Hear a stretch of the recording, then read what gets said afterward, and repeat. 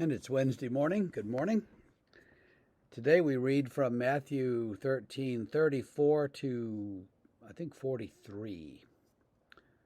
All these things Jesus said to the crowds in parables. Indeed, he said nothing to them without a parable.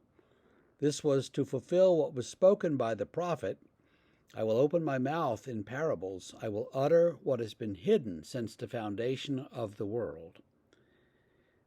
Then he left the crowd and went into the house. And his disciples came to him, saying, Explain to us the parable of the weeds of the field. And he answered, The one who sows the good seed is the Son of Man. The field is the world, and the good seed is the sons of the kingdom. The weeds are the sons of the evil one, and the enemy who sowed them is the devil. The harvest is the end of the age, and the reapers are angels. Just as weeds are gathered and burned with fire, so will it be at the end of the age.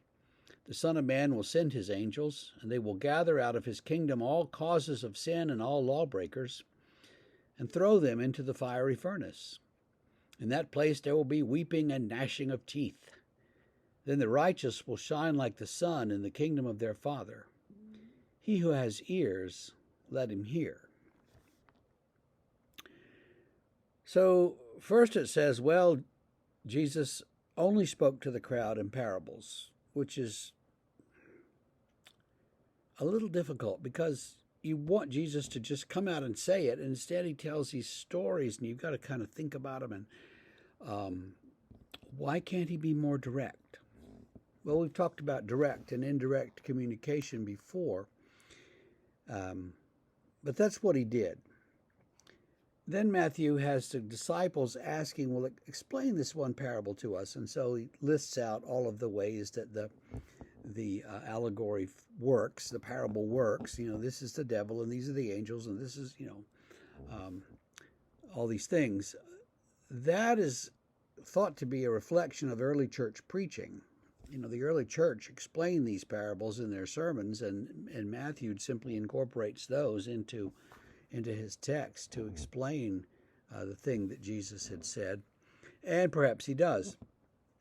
What we see there is that the angels will gather the weeds, the wheat and the weeds, the wheat and the tares, gather them all, and then throw the bad stuff into the furnace to be burned, and the rest will be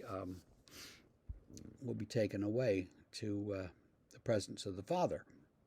And so there'll be weeping and gnashing of teeth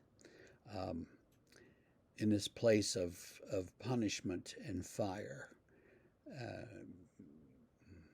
There's a lot of discussion right now these days. Does God really punish everybody forever for their sins?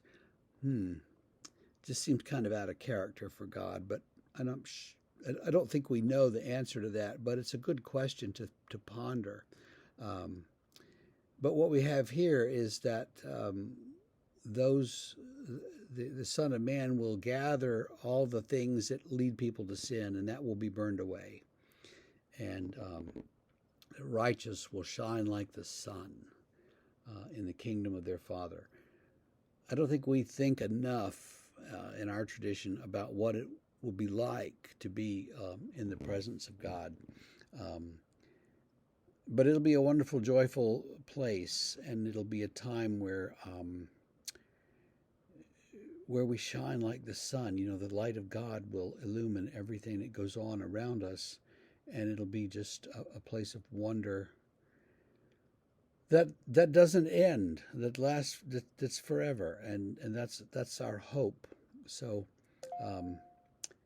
cling to that hope and take that hope. And when you don't understand a parable, hope anyway, because God is good, and God is going to draw all of us to himself, and it's going to be good. It's going to be wonderful. So cling to that today. Tomorrow we'll continue with some more parables, and we'll see you then.